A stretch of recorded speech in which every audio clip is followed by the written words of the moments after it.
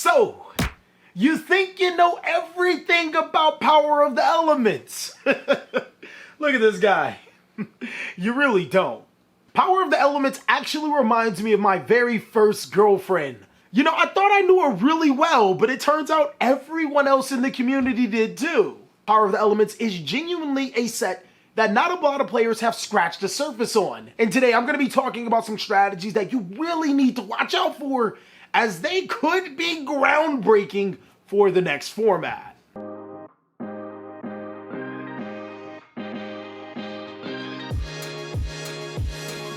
What's going on with ya, big dog? And it is an amazing update Monday. It's actually been 1 year and 2 months of kicking rheumatoid arthritis' ass. I'm extremely blessed to be in the position that I'm in right now. And if there's one lesson I can get to you for this week, I always try to get at least one thing to you.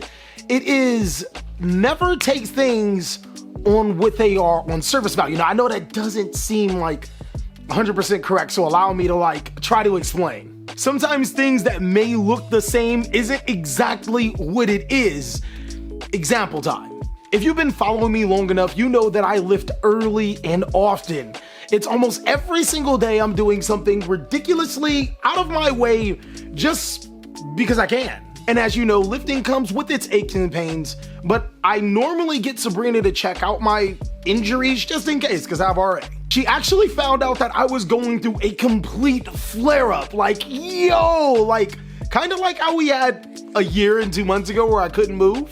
And my muscles is just so strong, they don't care about the flare-up. I also think I want to give some props to my medicine too.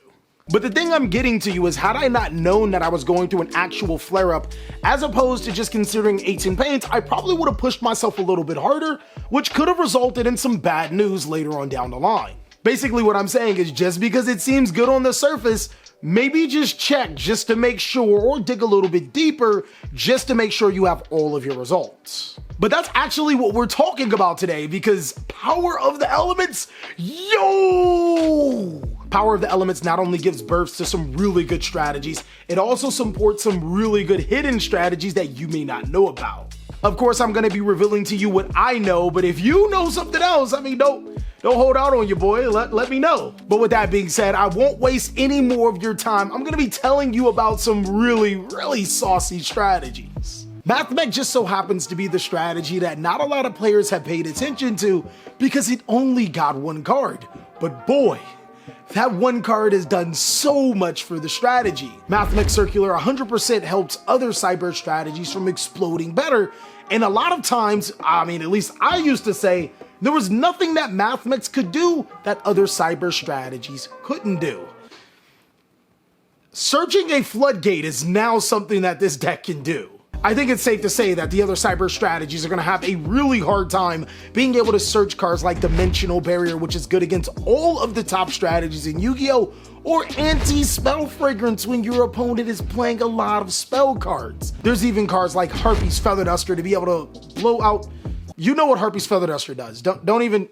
You know what it does. MathMech has that incredible niche and that leg up against some of the other cyber strategies, while still of course being able to make cards like Access Code Talker that can attack twice, and then of course GeoMathMech Final Sigma in the extra monster zone, which is very hard to deal with. Now again, I'm gonna keep on telling you, I have never passed anything past pre-algebra. Seriously, I finessed my way through high school. But if I could add this up and subtract the opponent, well, we just divide time and win games. Now, of course, I did just so happen to do a testing video with the MathMech strategy, so if you want to check that out, go ahead and check that one out, but I have an even better build on my Patreon, just as a special thanks for helping me pay my editors. Not only will that profile, some of these other profiles will be on there as well. But unfortunately for glue eaters like yours truly, sometimes you can't necessarily tell if a card is support for other strategies or not. MathMech literally says MathMech on its name. You try to make it work, but these other cards, I did not know they were support until TJ pointed them out. Yes, TJ's actually useful as opposed to being X4 and a punching bag. I know, right? I didn't even think he had a brain. The Vernal Self cards all have a few abilities. They allow you to discard themselves as well as an additional card to be able to perform a specific action and then special summon a monster from your graveyard. It is a strategy that locks you into Earth, but to be honest with you, I genuinely don't give a You got an upstart goblin, you got a foolish burial, you got a reinforcement of the army. How many of those can I play on the forbidden list? Yeah, so if I can play 5 of them, I'm gonna play 5 of them. The Vernal Sith strategy just so happens to work excellently with Madolche. That's right, being able to use the effect of a Vernal Sith monster, whether it's sending an additional Madolche card from your deck to your graveyard, drawing an additional card, or searching another Vernal Sith card to continue on, puts fuel into the graveyard for monsters like Madolche Hoot Cake to get your combo started. And seeing that Madolche can either be one of the sweetest decks or the most degenerate deck of all time, you actually get 2 options. Option 1, hold on. Sir, would you like to be an esteemed gentleman and just OTK your opponent, not caring about cards like Mirror Jade needing to go into the graveyard because Madolche Queen Tiramisu shuffles it into the deck? Or option B, you wanna be degenerate? Your deck is all Earth. Their deck is not all of the same attribute. Goes and Match literally handles a lot of decks in Yu-Gi-Oh! Madolche can actually even search hand traps as well as recur them. Of course, the Vernalizer cards can be able to send monsters like Ghost Spell from the deck to the graveyard, but when you have your Madolche Chateau on your field, you can recur them into your hand. All you have to do is shuffle them into the deck through your Madolche Teacher. Power of the Elements gives another one of these amazing strategies power. I'm gonna try to be calm. Try to be calm. Earth Machine best deck! Let's go! That was pretty calm. I didn't flip anything over, did I? Earth Machine is another strategy that gets some insane support for Vernalifts. One of the biggest problems for Earth Machine is not being able to take full advantage of monsters like Therion King Regulus unless you have machine monsters in your graveyard. And this kind of solves that whole problem. We're not even going to take into account that Earth Machine can play almost all of the same floodgates that decks like Madolche and sometimes even Eldritch can play. Think cards like Goes and Match and Rivalry of the Warlords, of course, those are very playable. But also this deck plays very well under Skill Drain, which, that's everybody's worst enemy. The Vernalift strategy not only gives you those free extenders, a draw, a Foolish Burial, and a search, it also allows you to prop up your Therion King Regulus, but that's not the only thing that Earth Machine gets from this set. Therion Irregular is actually a level 10 machine monster. Yo! At this point in time, I'm not even gonna worry about sending an Endless Engine aggro from my hand to the graveyard to clap my opponent's cheeks, but if you catch me doing it, mind your business. The fact that Therion Irregular is a level 10 machine monster that you can summon to be able to extend into your plays or make some of your big rank 10 plays is making me fall more and more in love with Therion. I just might have to build a Therion deck. And speaking of Therion, I was really hoping that the plant strategy took off with Dimension Force. It had some really good results in the beginning, but then just it didn't do too well. Apparently, you gotta play Chaotic Ruler, but Glowbulb is banned, so what are we doing? Regardless, I do think that plants will bounce back very strongly with the new cards from Power of the Elements. Rika Princess actually does supplement for a negation when Wandering Griffin Rider gets banned. This is pure hopium, isn't it?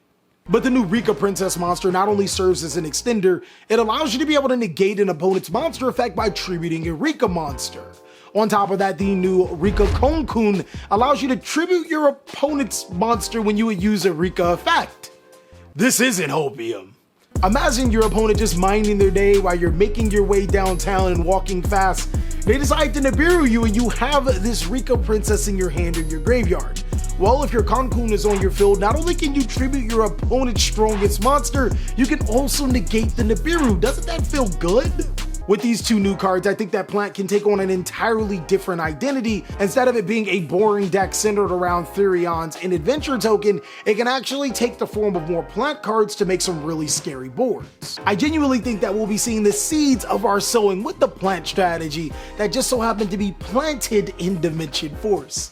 But in all seriousness, oh my god, this last strategy, boy, I guess it's kind of cheating, but not really. The goatee, actually enunciated as the fish strategy, Yeah, it's kind of good. Who would have known being able to synchro summon into a monster that banishes all cards on the field on your opponent's turn would be pretty good. Especially since the strategy just works so well with other fish support. Being able to summon Super Ancient Deep Sea Kolakith, boy, I've been waiting on that. The most exciting thing about this current fish strategy is that it's way better than Warrock, but more importantly, there's going to be more fish strategy to be in the future that will not only support this strategy in total, it'll support fish overall. Now, the real last strategy I want to talk to you about, I kind of didn't want to mention it because it feels like cheating, but it's not really cheating. The reason why I say this is because Punk is normally played as an engine,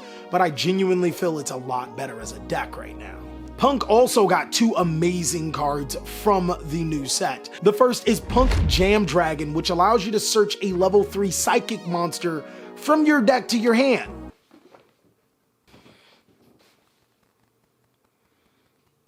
Searchable Ghost Ogre? Ghost Ogre and Snow Rabbit is actually one of the most powerful hand traps in Yu-Gi-Oh! And if you want to know more about hand traps that you probably should be playing, you can go ahead and check out this video. It has so much information that you'll need. But there's not only that, Punk Jam Extreme Session not only is an extender allowing you to special summon a Punk monster to your side of the field, it's also Pot of Greed. Normally when people say cards are Pot of Greed, they're like, yo, there's some type of stipulation. No, it's Pot of Greed. It literally says you can only use this card's effect up to twice per turn. And it says draw one card when you activate a Punk monster. What are we doing here? Pure Punk is just a really good synchrocentric strategy that can also exceed summon, so it can play pretty well around cards like Dimensional Barrier. And then of course being able to set up into your Ultimate Calamity Red Archfiend super guy is really good, as it allows you to prevent your opponent from playing Yu-Gi-Oh! And that is all that I have for the decks that you probably didn't realize were ridiculous in Power of the Elements. Of course, if you want to see more amazing content, there's no shortage. Go ahead and check out these other awesome videos. If you guys want to see more Master Duel Cali, well, I mean, that's going to be pretty easy. Not only am I streaming today at 4 p.m. Pacific Standard Time on Twitch, TheCaliEffect, of course, you can also check out Master Duel videos here, as I'll catch you on the next one.